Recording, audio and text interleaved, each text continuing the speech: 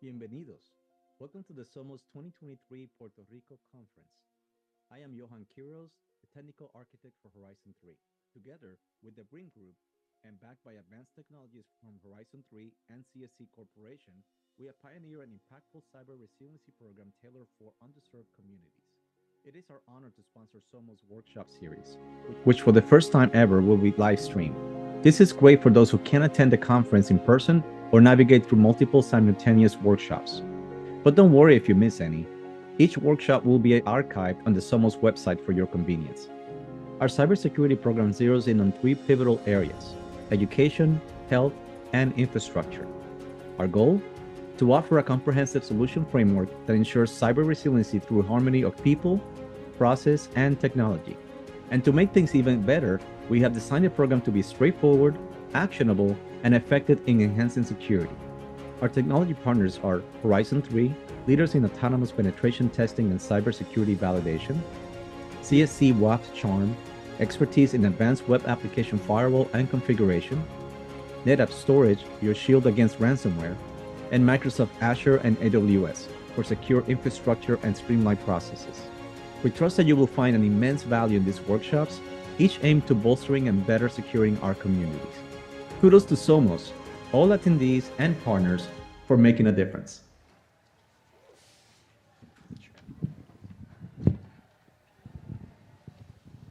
Good morning, everyone. Buenos dias. All right. My wife made me say that. I'm still working on my Spanish. But good morning. I want to thank you all for joining us this morning, bright-eyed and bushy-tailed, and we're here in San Juan, Puerto Rico, and we're having an immense and a really awesome conversation that we hope to have today. My name is John Zaccaro. I'm the Assembly member representing the Bronx in the 80th Assembly District. My district covers Allerton Avenue, covers Allerton, Pelham Parkway, Pelham Gardens, Morris Park, Van Ness, Little Yemen, and many other communities across the Northeast Bronx. If you know where the Botanical Gardens and the Bronx Zoo is at, that's where I'm at. So make sure that you come and visit us whenever you have the opportunity. And I'm really excited to join a phenomenal panel of individuals who I think are really going to join us today and bringing to the forefront a conversation that I know probably we've all heard about, but many people probably don't talk enough about. And I think that part of the Somos conference and bringing individuals together from Black and Brown communities, I think today's topic and discussion is one that's crucial to advancing really the world of tech and how there's growing and emerging sector of everything that we do and the way we operate today is so crucially important to making sure, and so today I am joined by an esteemed panel of individuals, and I'm going to take some time and introduce them, and then we're going to get started, and we're going to kind of keep this free flowing today. We're going to ask each individual some questions and get their perspective and their ideas, and gain some of their knowledge from what they've been able to do and accomplish. We have individuals here in cybersecurity, in AI, and and the blockchain, and many of these individuals who are also in the legal world, right, and how that affects how things are going to move forward for the future. And so today I'm going to start by introducing Eliseo Roque Arroyo, who's the managing partner at Edge Legal. Eliseo's legal expertise spans a broad spectrum of practice areas, including general corporate law, mergers and acquisitions, administrative law, public affairs, government procurement, civil and commercial litigation, and municipal affairs, among many other things. His versatile skill set allows him to navigate complex legal matters with finesse. Eliseo is an active member of prestigious legal associations, including the Puerto Rico Bar Association, the Puerto Rico Association of Notaries, the American Bar Association, and the Federal Bar Association's Puerto Rico chapter. In recognition of his exceptional contributions to the business world, he was honored as one of Puerto Rico's top business leaders under 45 years old by Caribbean Business in 2002. Eliseo also served as a White House consultant on presidential travel and advance to the president from 1998 to 2000.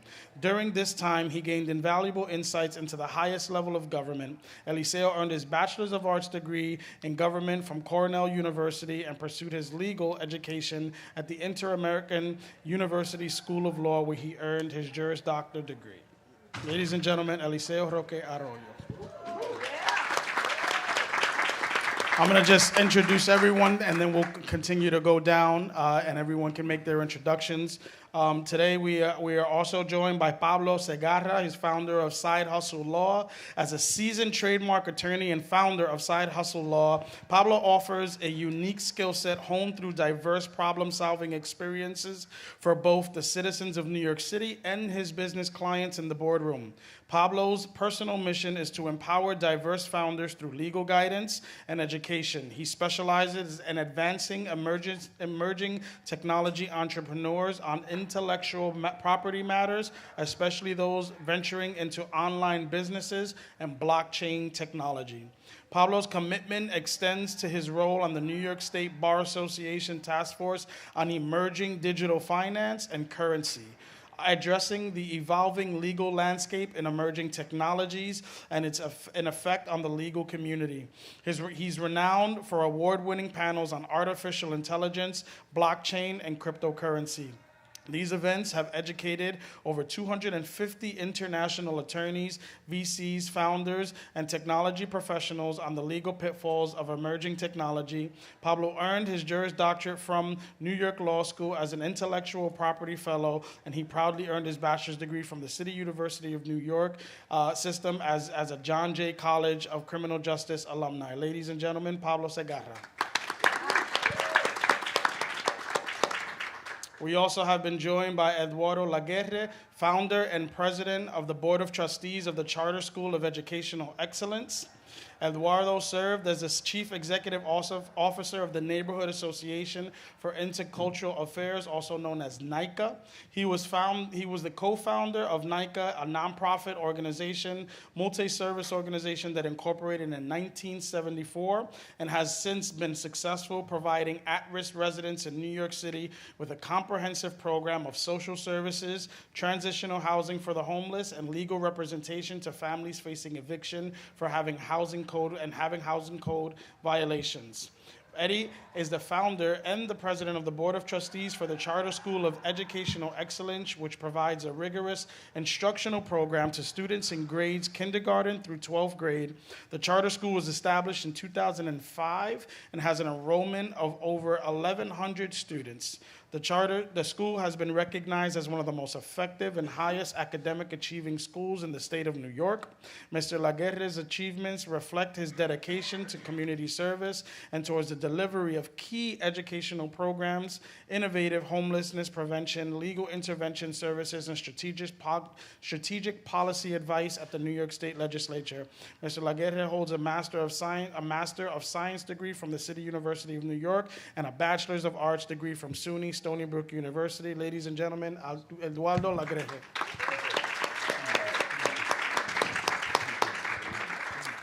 Next, we have Sherry Levin Wallach, the Deputy Executive Director of the Legal Aid Society of Westchester County.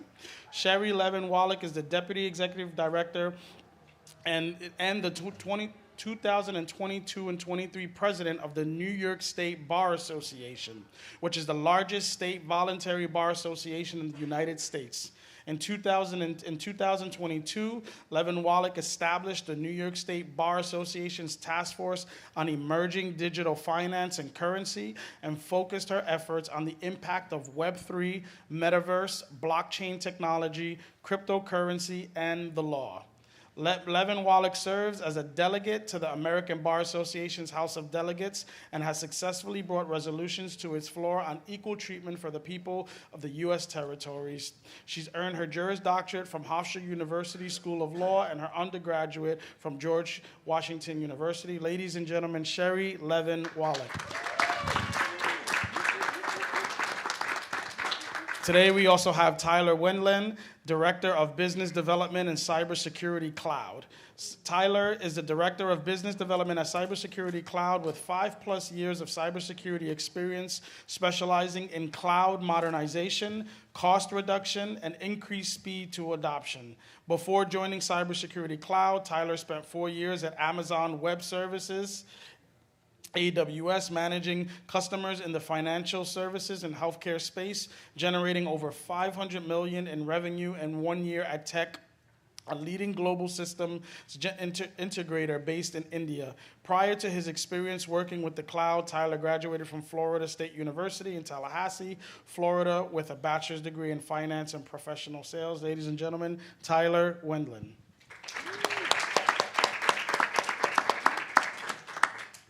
And last, but certainly not least, we have Johan Queiroz. Queiroz. All right. I almost had everyone. Senior Technical Sales at Horizon 3 AI. Johan is passionate about providing technical solutions, most recently with offensive cybersecurity to overcome challenges and deliver business value. After graduating from the University of Central Florida, he embarked in a 24-year career in designing and implementing technical infrastructures for all industries. Along the way, Johan has learned from and worked with various individuals from companies such as IBM, Cisco, VMware, Pure Storage, HPE, and Rubik, amongst many others. Diving deep into the NetApp brand, he delivered many enterprise solutions, thus receiving national awards, recognized at NetApp Insight, and multiple certifications. For the last couple of years, Johan has transitioned into offensive cybersecurity with Horizon 3, assisting companies with offensive cybersecurity actions to better defend their business, providing technical demonstration of Node Zero, and conducting proof of value exercises and leading speaking engagements across the Southeast United States, Latin America, and Caribbean. Ladies and gentlemen, Johan Queiroz. And I will turn it over now to Eliseo, who will open up with an introduction. First of all, thank you, and buenos días a todos y a todas. What a wonderful panel, and I really thank you all for being here. And I guess as the only Puerto Rican living here on the island, I would want to welcome you to our home, which is your home for the next week. So thank you all for being here. So, and thank you, Assembly Member Zaccaro, for your kind introduction and your kind words and your stewardship in this issue. And on a personal note, let me recognize two dear friends here on the audience, the Executive National Vice President of the AFT, Evelyn De Jesus, and likewise the President of the Teachers Association of Puerto Rico, Victor Bonilla. Thank you for being here. I truly, truly appreciate you and the work you do for all teachers as the exclusive representative. And to all my union brothers on the House, I see a lot of you all. So great to see you all here. So really, as technology continues to transform society, one thing is clear. Artificial intelligence has immense potential to empower minority communities. But only, and this is a big if, only if we take an ethical and human-centric approach. AI is already automating multiple tasks, freeing up our time in a more meaningful way, and it's providing data-driven insights to inform better decisions. It is expanding access to services like healthcare, education, finance, legal, and the like. But let's make no mistake here. Failing to embrace AI could put U.S. minorities at a dangerous disadvantage. Look no further than the growing digital divide between demographic groups. So allowing these technologies to entrench discrimination could exacerbate inequality. But likewise, let's not forget that AI could be a very powerful ally and almost equate all of us and now compete peer-to-peer. I love numbers, and I'll share a few numbers that I think could put this in perspective and could perhaps plow the way for a wonderful conversation. AI, according to a recent McKinsey report, has the potential to automate between 60 and 70% of the employee's time today. So that, if when you add that to a Goldman Sachs report that was issued earlier this year in March, their economists predicting that up to 300 million jobs worldwide could be automated by AI, including by platforms like ChatGPT. Now, when economists talk about replacement, make no mistake, they're talking about elimination of jobs, all right? So likewise, 18% of the work in the world could be at higher risk of being totally eliminated. White-collar work, perhaps more at peril. Now, as leaders, we must ensure that these systems of tomorrow are really designed responsibly, that they're free from biases, okay, that could exclude or harm minorities, that they strengthen, not replace. And you know, the human touch, and something that I call judgment, that is not replaceable by an algorithm. So, but in doing so, it is key for our stakeholders to make sure that minorities have a seat at the table shaping those technologies. That is crucial. So during our discussion today, I hope we can explore both the promises and the perils of AI through the lens of equality of opportunity and how we can best harness AI to open the doors for Latino and underprivileged communities, not just to a privileged few. In the future, we must envision one that AI assists human potential rather than displace it. So a future guided by timeless value of compassion, justice, and ethics. So if we steer AI's development responsibly, and I do realize that President Biden's recent executive order is a step in the right direction, but it still takes we're still leap years away from a comprehensive piece of legislation and just rulemaking. We need to start doing it on our own, and I realize that New York State, the state of New York, California, Virginia, some others have taken affirmative steps to move in that direction. So I'm just looking forward to having a thoughtful dialogue on how we get there and talk about some other issues. So, we'll move on to Pablo Segarra. So the best way I can kind of explain my experience in this space is that I've been working in the Latino community pretty much my entire life, right? My first job was literally cleaning toilets in 168th Street in the Armory. I'm a retired police officer. I was working in Washington Heights for 10 years, created a travel tech company based around Latinos that travel, right? So my experience has really been in different perspectives, right, from the Latino community. And in all of this experience that I've had, I was doing some studying for the panel, right? And I noticed that there's a study that's coming out that's saying by the year 2045, minorities will be the majority population in the United States, right? This growth is primarily led by Latinos, right? Where we have 54% of the new population growth, Latinos, 25% of new entrepreneurs, and that has gone down from the pandemic. It's going to go back up. The United States Latinos are the third fastest growing economy in the world behind China and India. Crazy. The youngest demographic are Latinos, which is 30 years old as comparison to the 38-year-old median age. With all of this opportunity, are we ready to handle that? Right? Are we ready? Are we prepared financially? Are we prepared in terms of healthcare? Are we the healthiest that we can be? Financial literacy?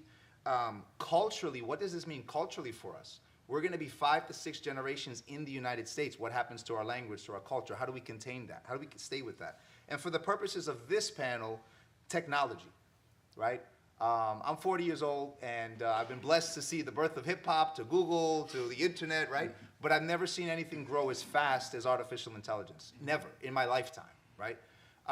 ChatGPT, as Alicia was mentioning before, ChatGPT is the fastest growing company pretty much in history, right? Where they did stuff within a week and a couple of months, as comparison that took years to do. So for me to have the audience understand, I prefer to do it on a ground level where we can all really get it, as opposed to me talking about some technical definitions, right? And I want to give you a prime example of Juanita. Juanita is a coffee shop owner. She has inherited the coffee shop through her family that's unfortunately gotten sick, and she's taken it over. Juanita has a marketing degree that she got, her parents paid off through the coffee shop. But she's seeing a problem when she takes over the coffee shop in El Barrio that she can't connect to her customer base, because unfortunately the customer base is aging out. They haven't done a lot of work on the coffee shop. So she says, I need to reinvent the coffee shop. What do I do? How do I understand this? She does a study of the coffee shop, and what she notices, she needs to improve efficiency, reduce errors, and improve decision making in the coffee shop business itself. Oh, and by the way, she's taking care of her sick mother, she has a family, so how does she do that? There's a couple of ways that she can do that using technology, and it's using artificial intelligence as a thought partner. You have a thought partner that does not sleep. You can go on your phone right now and tell it, create me an intake form for anything that you want to get, and it will do it, right? Maybe you don't keep it that way, but it's a good base. It solves that blank page problem that we have, right? Using it in terms of improving customer contacts. A chatbot, creating chatbots to say, we want our customers to learn more about our coffee brand that we bring from Puerto Rico. So we're going to create a chatbot into our website that explains all of the brand, explains how we do it, what we do it, how everything goes about it. And then improving her workflow by automation, right? Using artificial intelligence as inventory management, employee scheduling, being able to look at the landscape and say, employees mostly come in on a Saturday at 4 o'clock. AI, I needed to create me a schedule based on that so I have enough people to manage that. She doesn't have to think about these things, right? So these are 3 simple ways that you can implement it into your company. I work with small businesses. I work with founders internationally. I've done that for years. And then I want to just leave you with these 3 stats, and then I'll pass it over. Various studies have also shown that not only are we pushing this population growth, we are amongst the leaders in tech adoption. So we're literally open to using this technology. 86% of Hispanic and Latino business owners and decision makers use AI at work, right? 67% of Hispanic and small business owners and decision makers want to use AI even more. So with that said, we need to be able to find a way to create this class of skilled workers for these opportunities that are going to come. And are we ready? I just want to leave that, right? Are we ready for these opportunities to come? Are we the healthiest we can be in terms of mental health, physical health, company, financially, technology? How do we really take advantage of this opportunity? And with that, I want to pass it over to Eduardo. Thank you. Thank you, and buenos dias. Before I start, I want to thank John Caro, for your leadership in championing our cause in the New York State Legislature. You take a lot of risk, and I try to follow in those footsteps. When I first graduated from the university and started working in East Harlem in the Board of Education, where I retired as an assistant superintendent of schools. And when the legislation was enacted in the state of New York to allow for parental participation in the public schools by creating charter schools, I took that opportunity to basically support institutions, organizations that wanted to do that. We're talking now 25 years ago, and in that process, I decided, with the support of my lovely wife, Sabeda Cruz is right there, we were able to start a charter school in the county of Westchester, and today it's one of the most successful charter schools in the state of New York.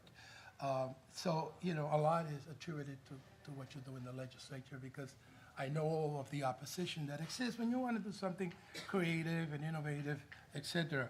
So just about our school. In our school, every student and staff has a computer, and our curriculum is primarily technology, based. Today, we're increasingly relying on technology in all aspects of our instructional program.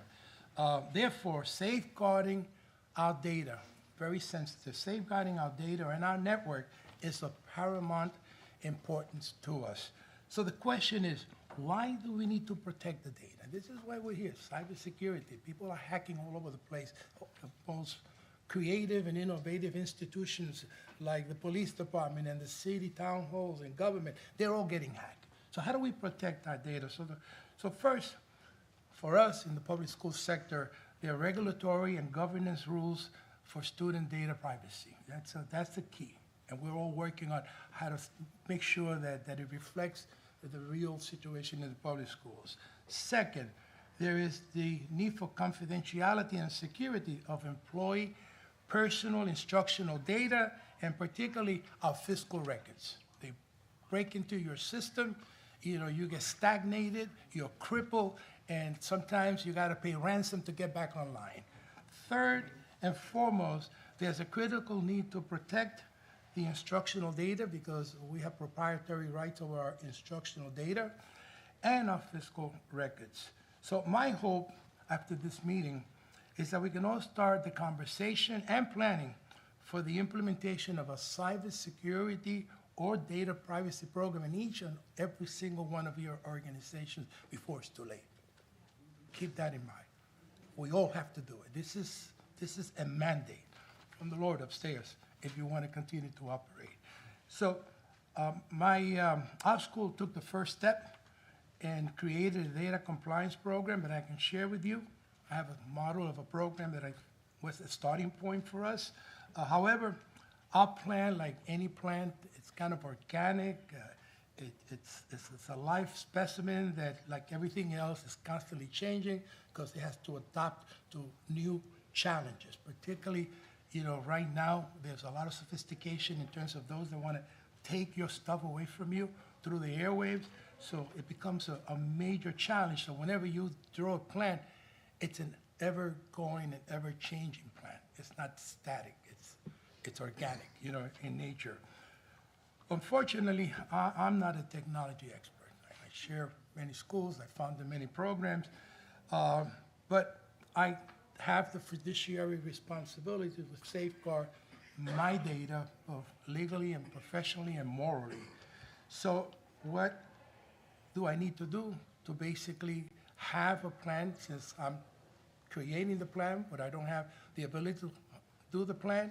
So the first thing is to hire a qualified technical data consultant that can come and do an assessment of your organization, top to down. And I always tell people, an assessment, well, the best assessment that you can do is to hire a hacker and let them hack into your system, okay?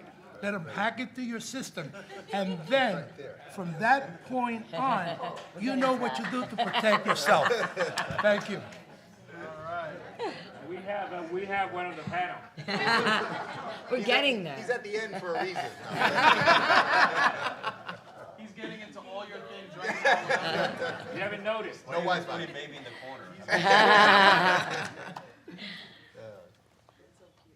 So hi, everybody. I'm very happy to be able to follow Eliseo, Pablo, and Eduardo because my perspective brings together some of the legal aspects and the educational aspects of it. And I think that's really important. And I know we have a lot of educators and maybe even some students in the audience as well. So I think it's really important to address that. So I want to start by just letting you all know that in addition to the work I've done with the New York State Bar Association, I'm also on the advisory board for NYU's Emerging Technologies Collaborative, which started as the Metaverse Collaborative, and we changed its name.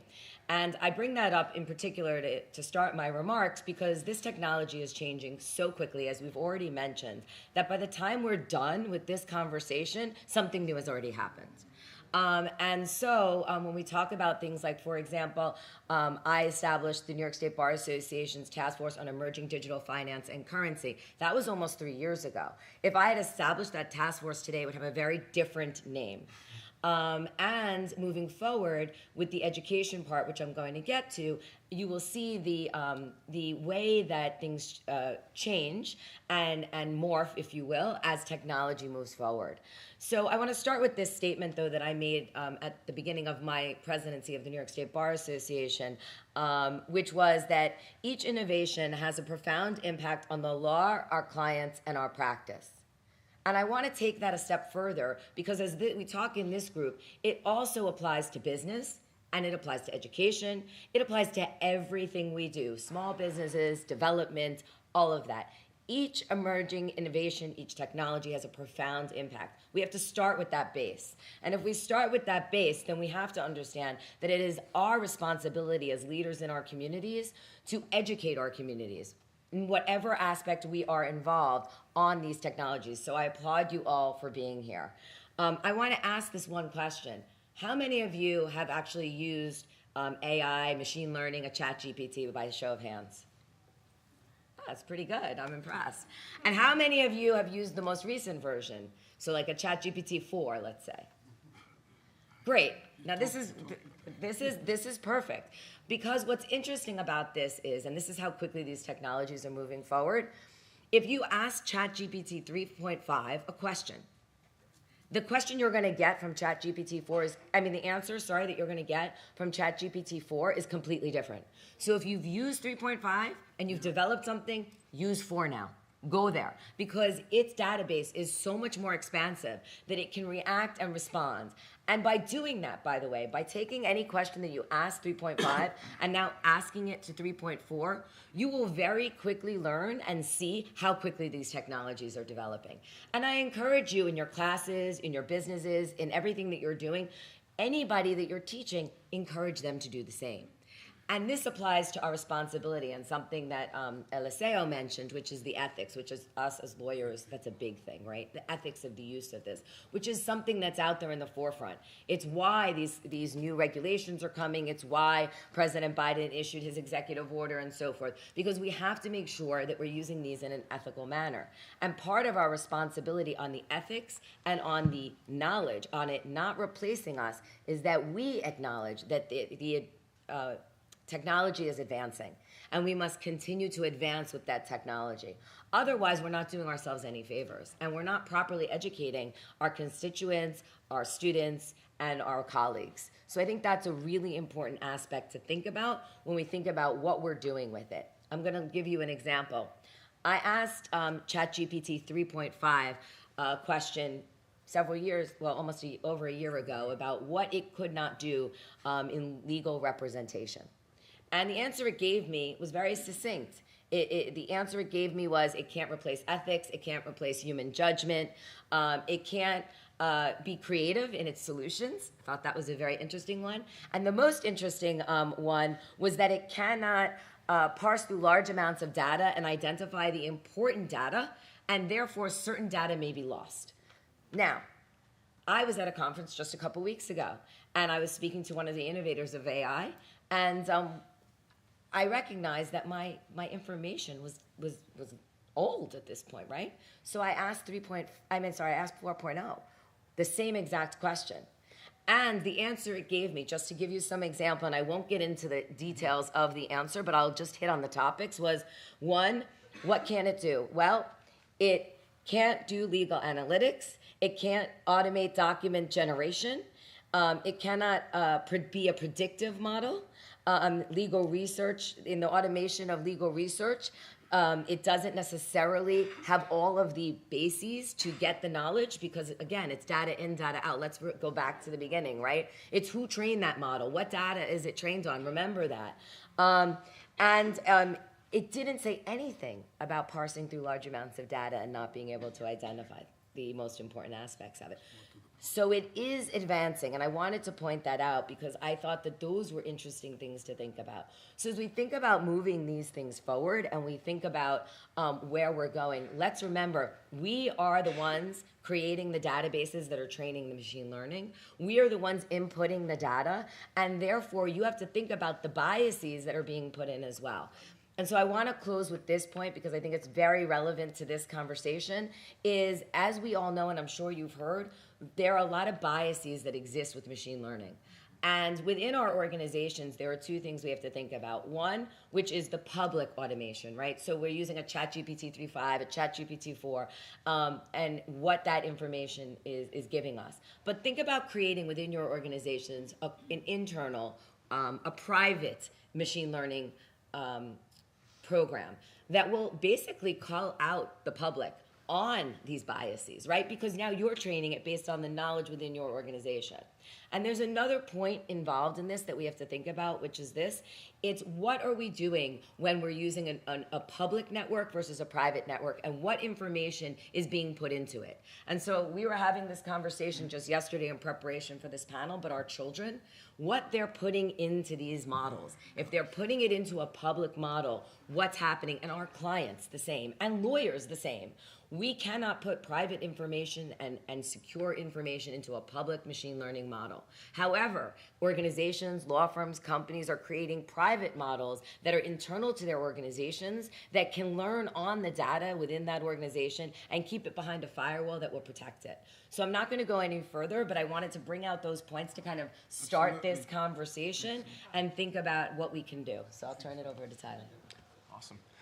First off, I want to say thank you to Assembly Member Zaccaro and the rest of the panelists for allowing me to be up here today. You know, so really when I look at artificial intelligence and I look at how it's changing not only our daily lives, but our future lives and our past lives and everything, clearly it has a massive impact, from Siri on your iPhone to Alexa in your home to ChatGPT to everything. And so what I'm passionate about and what we're passionate about at Cybersecurity Cloud is, instead of being reactive security, we try to be proactive. So we have an artificial intelligence model that sits in the cloud, that continuously learns, that continuously updates to keep your environment protected in the cloud. And so I'm going to try and keep this brief because I know we all have a lot of different things to share here today. But really what I want to highlight is, when it comes to using artificial intelligence, you have to be smart about it. You can't just, like Sherry just mentioned, you can't put public data out there. You can't put personal information out there. You have to be smart, you have to be protected, and you have to be safe. And so really, again, the key point that I'd like to highlight is you have to be proactive. You can't be reactive. You can't look at an attack when it happens and deal with it 6 months later. You have to be prepared for the next gen of cybersecurity attacks. Hackers are smart. Hackers are continuously learning how to affect your data, how to get information from you, and really negatively affect your business, whereas artificial intelligence can be a very powerful tool if you use it right. And so again, I'd really just like to emphasize that fact that if you're not proactive in your security and you're not taking advantage of all these latest developments in AI, your business is going to be failing. So I'll pass it over to you, Han. Yeah, thank you. Awesome. I mean, you guys said so much that I don't know what to say. You honest with you. You didn't hack into our notes. No, I didn't. Tell us how you hack. I'm playing nice. I'm playing nice. So what I would say is, think about any information or assets that you own today. How much of that is sitting on a piece of paper somewhere where nobody can access via electronic devices or internet or connectivity? Think about that, right? That is what we call the attack surface. Nowadays, the attack surface is huge. It's everything. Your phone, even your thermostat at home, your fridge, anything. It's all the attack surface. And it's not to scare you, but more to make you aware of what's possible. So the idea of preparing yourself to be more secure, whether it's a personal level, business, schools, anything, is to embark in activities that a hacker will do to infiltrate. So if you're able to do that yourself, or with the aid of consultants or anybody else, then it gets you that much better prepared. And now you see where the pitfalls might be. Now you can go back and fix little items, maybe behavior, maybe kind of, whatever it is that you're doing. And it gives you a much better sense of security. It's a lot harder for a company to buy a bunch of security tools and hope that everything does well and it does what it's supposed to do. It's a lot easier for an attacker to just find whatever is open. If you have 1,000 doors and 2 of them are open, we can use those to get in. So it's a lot easier for the attacker than it is for the guy defending. So the idea moving forward, and I think Pablo mentioned something earlier about education and where the jobs are going in the AI and all that.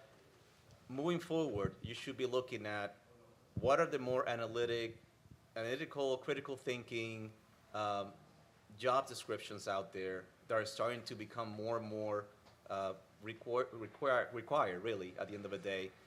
Because the mundane jobs, the things that are just very often and very repeatable and very simple, those will be replaced.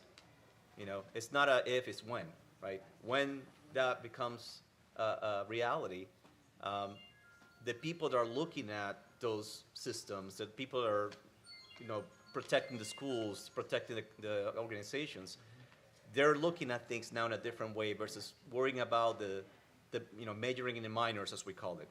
You want to major in the, important stuff, and let the tools help you be more efficient every day. So AI could be very helpful.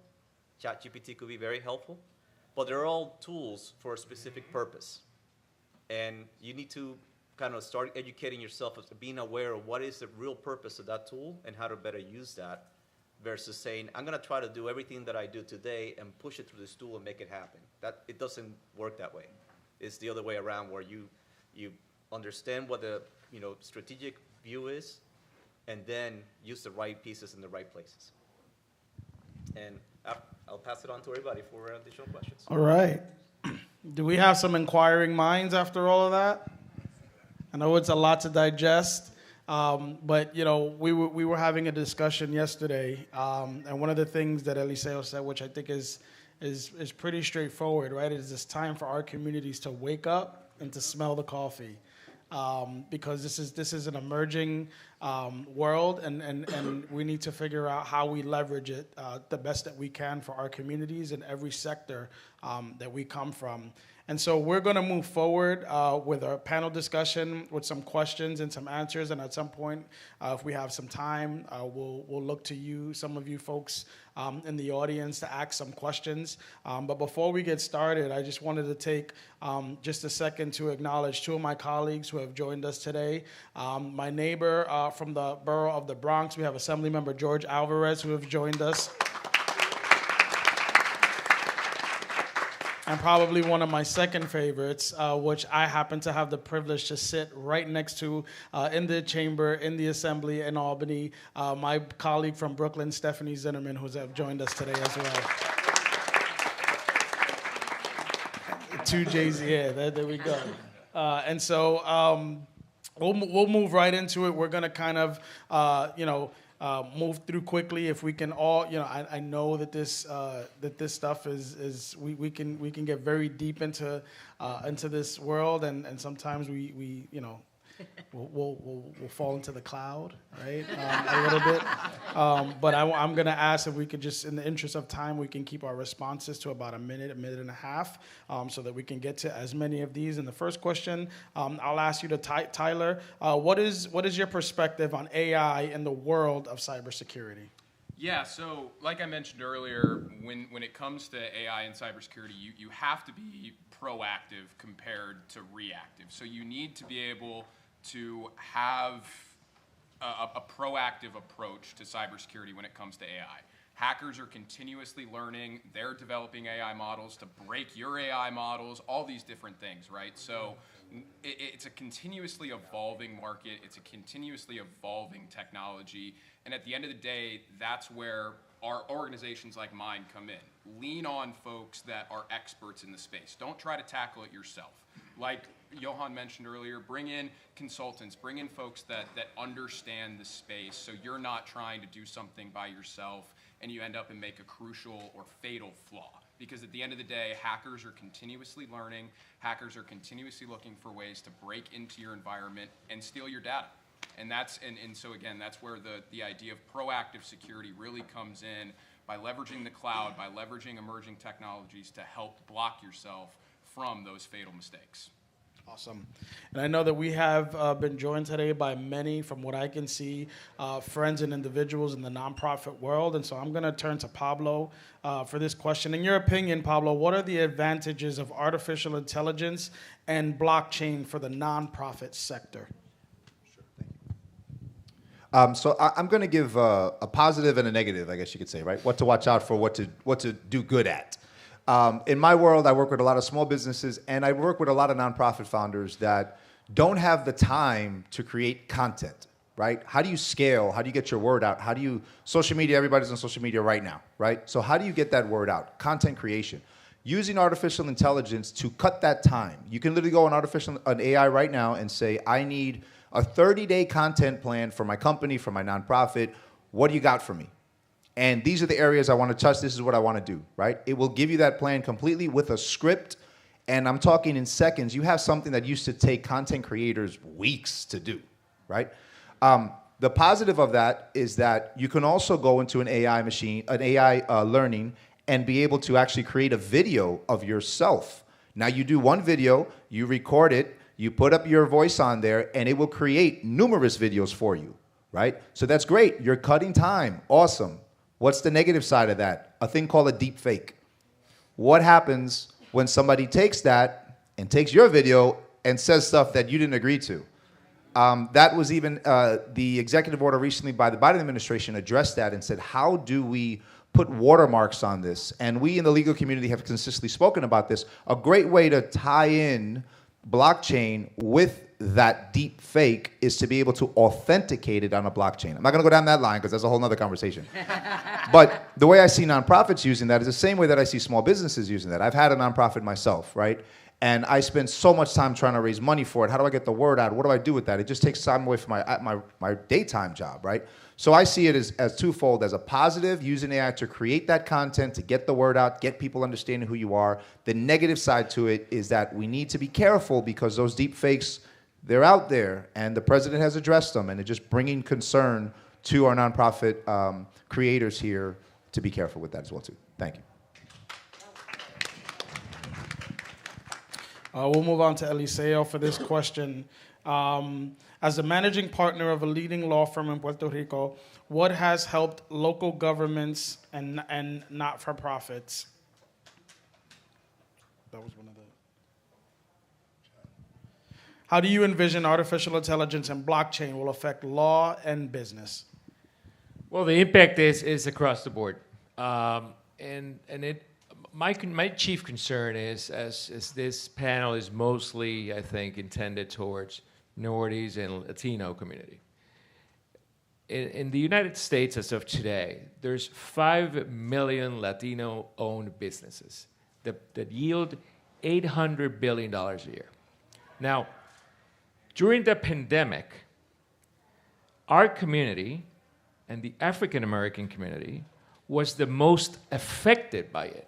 So while we were growing exponentially, we were also affected by disruptive factors exponentially more than the rest of the communities. Now the question is, what went wrong? And maybe the answer is, were we ready? And I think we can all get to the conclusion. Now, AI is also a disruptive agent. Now, no wonder in Chinese the character for opportunity and chaos is the same. I see a great opportunity for the Latino and Hispanic American community and the African American community in this particular juncture. So in 2020, just after the pandemic, by the way, unemployment in our communities peaked at 19%. That's super high. Now, with AI, as I was going through my notes for this presentation, I was in New York recently, in Lisboa, in Lisbon, and things have changed dramatically in the last couple of days. As a matter of fact, what Sherry's talking about, ChatGPT 4 Turbo will be released in the next few days. And now you can create everything. You can actually assist kids that are disabled to, the bot will read out to them and describe an image. Isn't that amazing? So that will revolutionize even education, all right? So the privacy concern, I get it. That will dwindle very quickly as the data sets that these models are being trained on. Once you are a paid subscriber, that data set will not be used for training purposes. In the world of data, your data is the currency. It's the common currency in the world when it's a free app. So every time you use a free app, Everything and anything you plug into there, it's public. It's a public domain, and you have no control over it. So do I think it's going to impact? Absolutely. Now, how do we use it? Businesses, for example, it's been estimated that businesses can reduce costs upwards of 30% by using AI. Unions can use it to predict discriminatory behaviors. Not-for-profit can use it to fill out grants and make sure that the people that are requesting your grants are eligible and not being discriminated. Grant selection, grant applications. Businesses can use it in predicting pattern and purchasing. Local governments can use it in what are those communities that are in most need and predicting behaviors. And so instead of getting that call, the government can be proactive. It's 24/7, right? And it's being trained constantly. I think it's a great tool.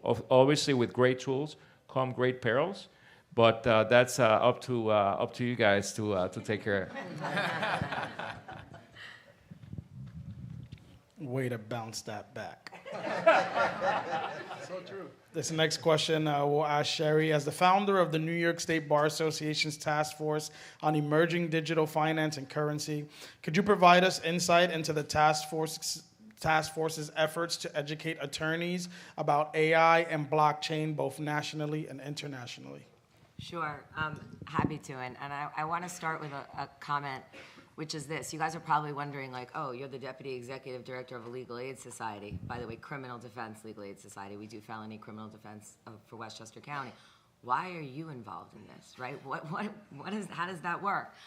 Well, I mean, I want to start by saying that part of it is using these technologies, as Eliseo was saying, to help your organization. So I want to just quickly touch on the nonprofit, because I am a nonprofit, and I'm working within my organization to create tools that will help us parse through large amounts of discovery. We have hours upon hours of body cam where my attorneys sit there and watch, right? Hours and hours before something happens. We're able now to use these tools to help us identify when something actually moves on the screen, right? Or a person. We're working toward these things. And then ultimately the goal is to also help us to identify biases within reports and information, to parse through the information that we have. So some of the misconduct information, a lot of this regarding law enforcement or prosecutorial, whatever it may be, we are using this to help us identify it and put it into a place where it can be useful within our communities. But also to help us with with teaching our clients about it, right? What to know, what not to know. I remember the first time, I said this yesterday, that I had a case where a client had videoed their entire robbery and then put it on YouTube. And I was like, oof, that's rough. Well, the next step, though, is going to be those individuals who have virtual spaces and avatars acting out whatever it is they're doing, either really or they're going to repeat it. And how is that going to be used in the courts, right? How is that going to be used? What is the impact of that? What is the admissibility? So these are all questions. So to go back down to the New York State Bar Association and the task force, part of what we're doing is exactly this. We're looking at all aspects of law, which is all aspects of really communities, so whether it be estate planning or criminal or IP and copyright, and those are just some, we're creating programming to educate the legal communities and the educational communities. So we've partnered with NYU Law School, the SPS, the Emerging Technologies Collaborative. We've created 2 programs that we've done so far, 2 days each. Both Pablo and Eliseo were part of those programs, amazing panelists and organizers with me of those programs. And in doing so, we're bringing in the educational community and the legal community. So notice we're partnering with the SPS, and the law school is involved, but it's not only the law school. So we're bringing in lots of individuals. I've also done programming through that task force with NYU to its larger student body, right? Talking about their art students, their business students, and working with some organizations, in particular, the consultant to our task force, who's with an organization called DMA United, Mark Beckman, and he has an amazing podcast called Some Future Day, which I encourage you all to watch, where he's bringing in individuals in the industry and talking about all of these topics. And he and I have been working together to create platforms using emerging technologies for organizations where they can capitalize on the technologies in a safe way to promote those organizations, to promote fundraising within those organizations, to better the communities, because you can use these technologies to improve the communities. And I'll end my statement right now. I could go on and on with one particular project which I find very interesting, but is applicable to this larger group.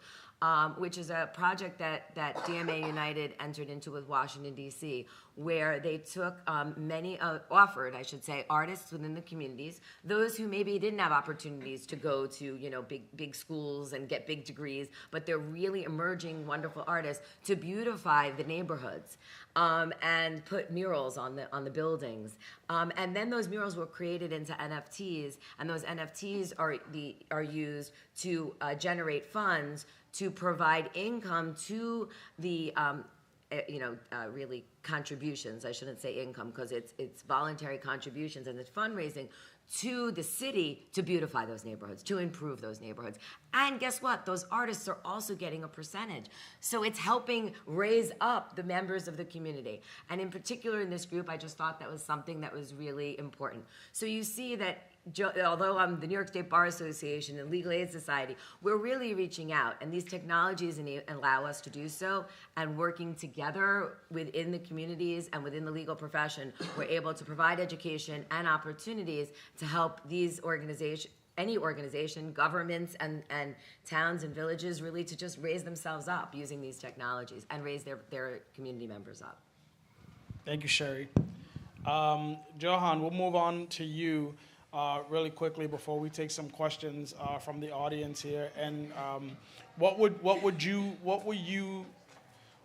advise to nonprofit and small businesses to do in relation to offensive cybersecurity? Yeah, as we kind of touched on a little earlier, you want to do activities that mimic a real attacker, right? So whether you use a consultant or a framework or anything like that, you got to check yourself often and regularly. Anytime you add a user to your environment, every time you add a new device, somebody comes in with a new phone, anything like that, any change, which happens very regularly, you could have some sort of a hole that somebody can use to get in. I think the biggest thing is to check early and often, and think about the possibilities. The more you learn about the technologies, even at a high level, you don't have to be a tech person to understand what does this piece of software does for me, the more you're aware of what's possible. And with awareness comes now you're really in tune what you should be doing to prevent. And it's not to drive you crazy and to say, oh, you're never going to stop anybody from coming in or whatever, but you make it a lot less risky. And that's what you're trying to do, lower the risk. Just like anything else you do in life, you lower that risk and you become essentially more protected. As you keep it, to me, it's just regular, because every time, like Sherry mentioned, every week something now comes new. A new attack comes out, or a new activity or a new feature comes out, and a new tool that somebody will take that tool and use it for bad. So it's just being aware of what's out there. TED Talks, chats online, anything that you can get your hands on and kind of listen to what's out there is always helpful to get a better perspective of what's out there.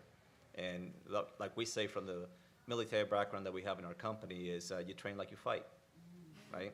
So by the time something happens to you, you know exactly what to do. You're not standing in your heels and taking it, right? So that's what I will do. Just in New York, for example, there are millions of attacks, and this is something Mark was talking the other day. There are millions of attacks on public utility companies of the state of New York every day by foreign actors. So no wonder they combined AI with cyber, because they go hand in hand. Not using this using this technology wisely and competently means that you have to have a great cyber protocol in place. And that is applicable to everybody. It can be a great tool, but it can be a great tool for your enemy as well, or whoever is wanting to penetrate your systems and steal your data. And it's very easily. For example, things, I always tell the people that I'm in front of, sometimes common sense is the least common of all senses. Seriously, right? Common sense is not very common. It's not so common nowadays, right? So in Spanish we say it's el menos común de todos los sentidos. That's how we say it in Spanish. And you know what? For example, cyber experts are very keen on whenever your iPhone asks you to update a private a security patch, guys, do it. There's actually a lot of Fortune 500 companies that will block your email unless you do that update immediately. So, because hackers find ways to penetrate your systems on a daily basis, that's all they do. The good thing is that Johan does it and he gets paid for it. The other ones do it and extort you. I also want to add one really important point that we haven't touched upon, but I think is very relevant to this conference, which is the regulatory and legislative aspect of it and some of the orders that are coming out. And one of the things that the task force is working on, in fact, is commenting on some of these things. So there are new guidelines, for example, coming out from the IRS on the use of cryptocurrency. And that's a whole other conversation for another day. I'm happy to talk to any of you about that. But I think it's really important when we think about this, we have to be aware that when we are regulating and when we are legislating, which is important, we need guidance, we need guidelines, especially in our communities, because the EU and the UK are way ahead of us, right? They've given us guidelines. In the US, we're slapping people down before we even give them a basis upon which to understand why they're being slapped down. We're regulating, in that way, and we need it from the bottom up so we can use this in a productive way. But we also need to think about having a voice in that, right? We need to be able to share our concerns. Like, okay, if you're suggesting this, how does that impact? You talked about the unintended consequences. So conversations like this are really important to bring all the people into the room to recognize that we need it, but we need to think about what are going to be and identify ahead of time what could be some of the unintended consequences that could hurt our society into the points we're saying here, using the technology to move forward. So I think this is a really good conversation. I wanted to bring that out because I think it's a really important point that we all think about. So have a voice. That's important. Have a voice. So at this time, as we come towards the close of this session, I wanted to offer an opportunity for individuals out in the audience to ask some questions. And so if you can be very concise with your questions, and panelists, let's give 30 seconds in our responses. So this way we can get to as many individuals as we can. And we'll start back there with Fernando.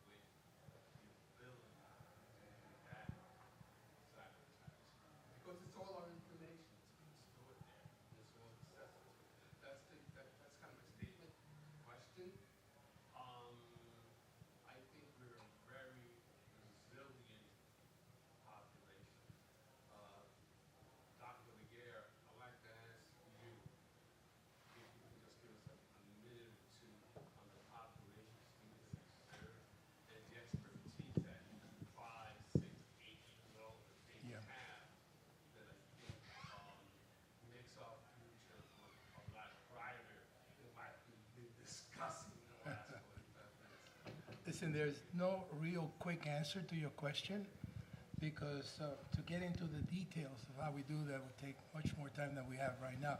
But I'd love to sit with you and chat a little more. Right now, from my perspective, the biggest enemy out there is yourself. We have a tradition and a culture of love and respect. Look what happened to the Taínos. They love the strangers that came and look what transpired here in this island.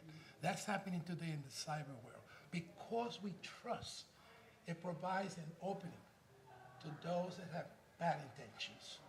So we need to know when not to trust. And zero trust is a concept that's being employed across the nation right now when it comes to cybersecurity. That in itself has multiple elements to discuss, you know, and like I said, be more happy to talk to you about. But please, you know, don't leave Alexis on. Don't leave your cell phone on. The other day I found something in my computer that I said because it was on. It was grabbing my information and it provided me stuff, and if anybody were to go into my system, I would, oh my goodness, did I do this? Did I ask for that? But Alexis, it's a dangerous instrument in your house because it's constantly listening to everything that you're doing. Okay? So that is a quick opening. Alexa usually answers questions we don't even ask sometimes. We'll take one from over here in the front. And guys, it's just I just want to make sure 30-second responses so that we can get to as many as we can. So I'm thinking about accountability. I guess this is for the lawyers and maybe for Tyler and Johan. So many of these I'm from New York, a teacher for many years now. I'm in Washington, but I had a breach. The department head had a breach, right, one day, and then I get another letter that the retirement system had a breach. Are we? So now I have to go and get all this done. And I think it's important because a lot of union people that are, even though this is bigger and wider, I think individually we got to think about ourselves. I don't think we're prepared for all that because all these breaches are going on. You said something, but I'm not accountable for that. The institutions are accountable, but I don't find that there are guardrails there to hold them accountable for that. So now I got to call the credit union, I got to go do this and do that, and no one is helping me, I'm just saying, in that way. So these breaches are happening, as Tyler said, in your hand. But where's the guardrails accountability that I shouldn't have to be running around like a maniac getting this done? And government, what are we doing in New York State as one of the pilot states to do it? It concerns me that for especially Latinos, my brother Eduardo, you know, my mother wouldn't know what to do. Mira que lo que está pasando, el gobierno, you know, they don't know. So how do we transfer that into this paradigm shift as Tyler? Somebody like you, like my granddaughter, could teach me things I could never think of. But we're not there. We're not there in any level. I'm talking about guardrails and accountability. You are absolutely right. In the U.S., we're not ready. We're not there. As a matter of fact, the European Union is way ahead of us. So in the summer of this year, the European Union adopted the Artificial Intelligence Act. Now it's up to the 20-something members, i.e. states or countries, part of the European Union, to adopt it, right? And that has a different approach than the United States.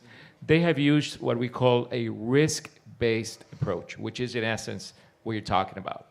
So high risk, it's an assessment based on risk, and based on such risks, whether it's high, medium, or low, or no risk, then there are certain guardrails or testing prior to launching.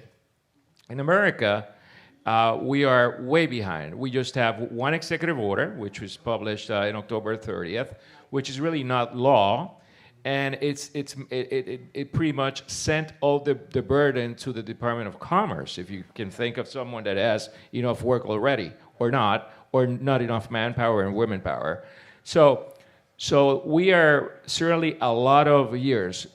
For example, an issue that is of high concern to me is on financial data and credit. So the CFPB, for example, the Consumer Finance Bureau, I don't think they're even thinking about this seriously. I mean, they've issued some guidelines and some others, but we're not there. And will we be there, Evelyn, in the next few months? Regrettably, no. Now, the short answer to your question, what remedy do you have? Toward you can sue the institution, right, based on that contract that you have with that institution. You do have a user agreement, or you have some sort of account agreement or subscription agreement. So that breach generates responsibility, and they might be liable for such a responsibility.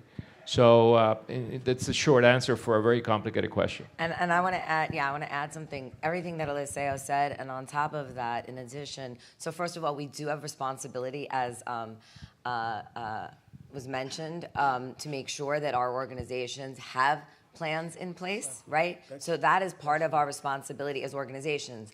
Now, on the other side of it, though, we have to recognize that this is global. You talk about the breaches, you talk about what happens.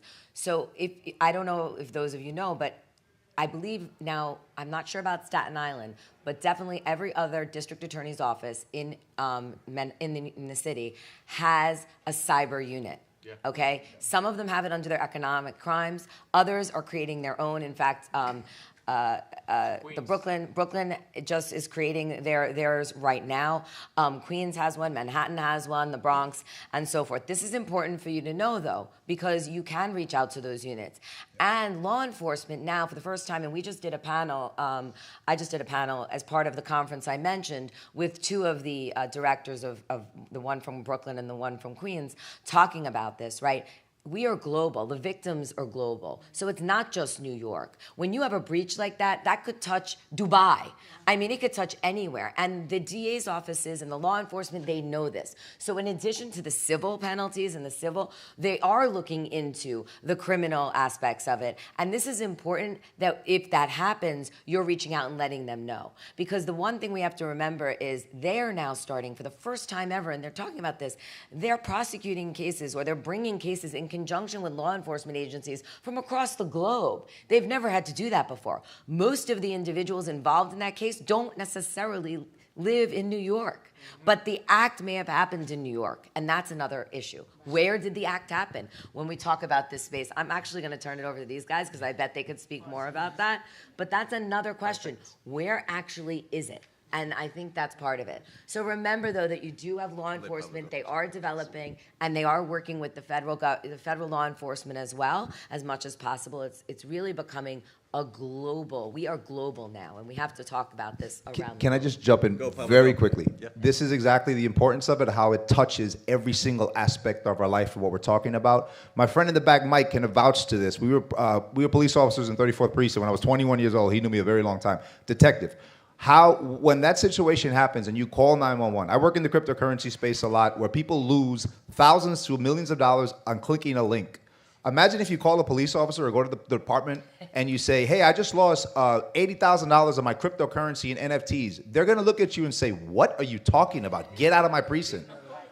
Exactly. Right. So it touches on how we're working. We did a panel, right, discussing with the Brooklyn DA's office, the Queens DA's office. What do we do? How do we handle this? And so it speaks to the importance of education, of us understanding, coming here together, and I'm very happy that Somos has done this. Thank you, John, for doing this panel, by the way. Yeah. One quick thing. So regulation and regulatory compliance does not equal security. That's a good point. People think that it is hand in hand, and it's not. We're way, way behind on regulatory compliance.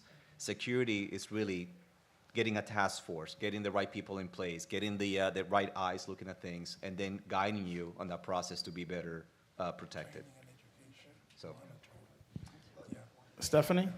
Well, I want to say thank you as well, John, and everybody's been fantastic, and I think this is a task force right now. Further. So a couple of things. I want to talk about bias. I want to talk about equity, and certainly, how we move forward. And this is probably for the lawyers. So one thing, I think about the educators, and we right now struggle to make sure that Black and brown children have access to the best in education. And so we're talking about an entire industry. I sit as the chair of the subcommittee on emerging workforce, so I'm working on career pathways, and we're starting younger and younger.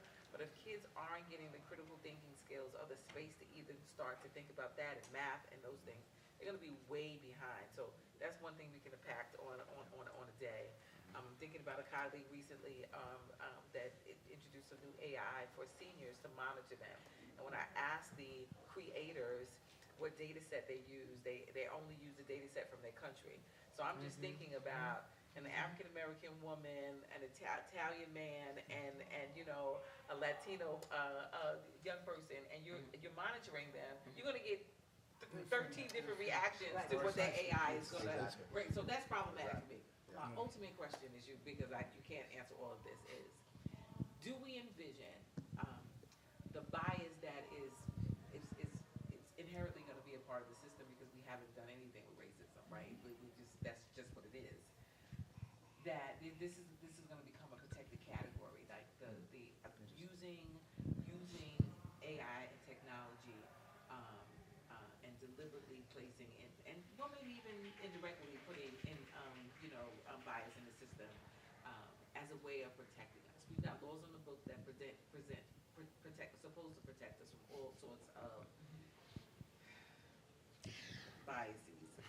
But this is a whole nother frontier. So are we thinking about that, and when is it going to happen? 30-second response. I'll start really quickly. That was a lot, and we definitely should talk after. But I'll start really quickly. The answer is yes, we're very well aware of it. Yes, we're talking about it every day. Yes, our conferences touch on it. Yes, our task forces touch on it. And every time we get a new bill or a new executive order, we're thinking about it from that perspective. But the point is what we can do, the people in this room and the people at this conference, and part of the reason why it's great that this topic came to this conference, and thank you, Assemblyman de Zakara and to Pablo for putting this group together. I mean, really, you just amazing, and thank you so much for embracing it. This is really important because we are the ones, our children are the ones who are going to be writing those programs. They're going to be putting in that data. And as I said at the very beginning, it's about putting together machine learning that basically checks itself. Right? So you want to make sure that you may have an open public AI or public machine learning. Well, you want to have your own, from your own perspective, that's checking it and checking its biases. These are some of the things I'm trying to implement in the criminal justice world, right? For exactly these reasons, to identify biases, to try to identify, for example, the predicates for stops and what they are. And are they different in different communities, in different towns, in different villages, in different cities, right? And if so, why? We now have learning that's able to do it. We've been trying to do this for years. We've been talking about it. We see it. I can tell you, but no one's going to believe me. But once we have an AI that can take all that data and put it together, that's some of what we're going to do. So you get the people in the right places doing the work and working together to write the program. So these conversations are so important. But I know that I'm sure Pablo and Eliseo have Joanne, it takes a human to not trust but verify. Always. Ethics. Verification. All right, we're going to go back there to my sister back there for a question. Can you just speak up so we can hear you up front?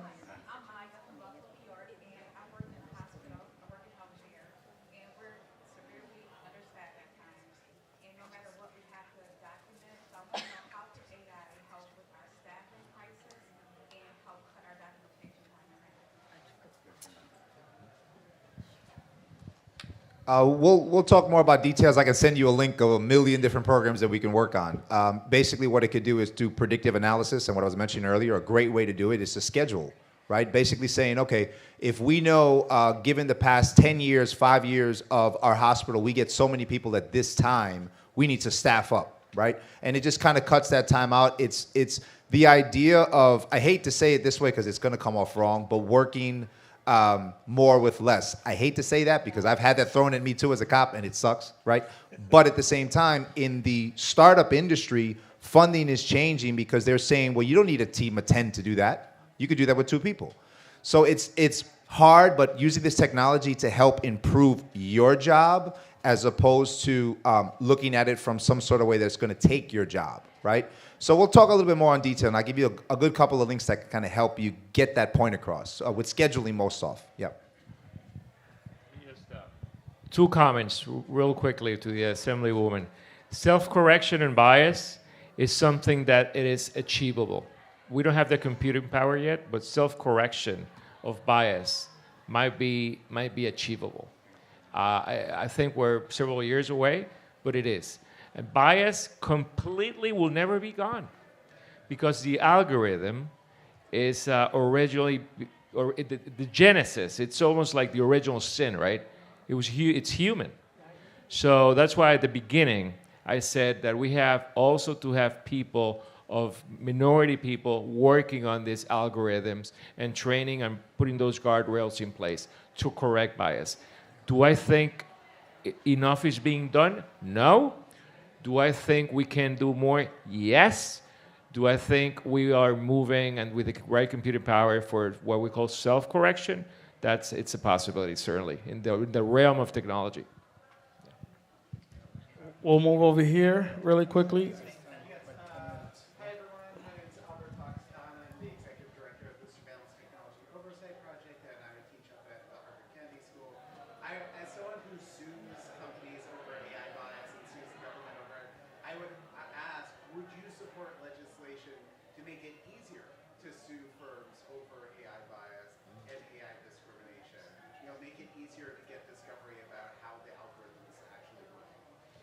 Yeah, I mean, I think that that's something that we can definitely look at, and I'm happy. We should actually talk right after this. Let's exchange information and figure out how we can expound on that conversation. I'm happy to do it.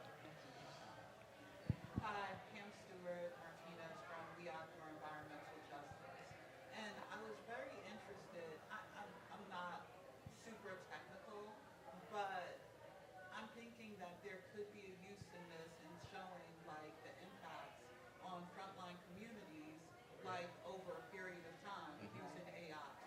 But on the flip side of that, you're talking about biases. Can we program something to make it seem the exact opposite, almost like environmental justice doesn't exist, therefore try to cut funding as opposed to that? Is that a possibility, or am I thinking The short answer is absolutely you can. So absolutely, any time of day. Now, the good thing is that the data sets, if you can, is a key takeaway. AI does not replace your judgment. It is predictive. All right? So based on all the inquiries that it has, that's what we call the data set, it predicts a response. Now, to my cyber and the other panelists' credit, you have to validate. You cannot replace. So, for example, when you go to a restaurant and you say, well, I'm really hungry, what do you recommend? Well, sir, you can take the salmon or maybe the sea bass. Maybe you want to go for the steak. That's but the system will probably tell you, well, on what mood are you in? Are you feeling light? You want to go light? Yeah, salmon, sea bass. But maybe you're not. It depends on the mood you're in. So it's purely predictive. So the answer is yes, it can be devised, the algorithm devised in such a way to be highly biased. And the original issue that ChatGPT had, and I'll be very, very short because it's a very technological question, and you don't have to be a techie to understand AI. That's the beauty of it. Actually, you and I can go right now, and you tell me, Eliseo, I want to create an app to engage environmentalists around the globe. And we'll punch it in with the right prompting, right? And it'll code it for us. It'll create it for us. So that's the beauty of AI, that now it equates that level playing field. You don't need to be as Microsoft or Apple of the world or with a lot of millions of dollars behind you to create something important. But I also want to add, I mean, remember something. Who remembers garbage in, garbage out? Right? We all know that. Everybody knows that, right? Because that was like back in the 70s probably, right? Or before that even. But the fact of the matter is it's the same thing, right? It's what we again, as Tyler just said, we are inputting that information. And so remember that, and to your point, the responses and what Eliseo is saying is they're based on statistics. And if it's specific to you, look at your Siri, look at your social media feed. How does it know that you are a particular interest of this? How come Siri can tell you an answer? Because it's based on statistics, what you have statistically done in the past. That doesn't mean that's the right answer. It's making a prediction. And as I said in the very beginning, right, it cannot replace human judgment. It cannot replace ethics. It knows this. It says this if you ask it. So to your point, if you ask it, it's a machine. It's going to give you the other side if you ask the other side. Now, what data set it's using to give you that answer is the question that we have to be dealing with and grappling with. But A pencil can be used to write a speech or hurt somebody. Remember, it's the same thing here, right? And I think an hour and 15 minutes doesn't give us anywhere near the amount of time that we need to have this discussion, but very much something that we look forward to bringing back together. We've discussed opportunities of creating ways to figure out how we can continue to engage on this conversation. So look out for that. The panelists will be here for a few short minutes as we conclude today. So feel free to come up and ask some questions, get some information, and figure out how you, your business, your nonprofit, can most benefit from a lot of the information that was spoken about today. Thank you guys so much for joining us today. We ask that you make sure that you continue to enjoy the conference, and God bless you all. Take care.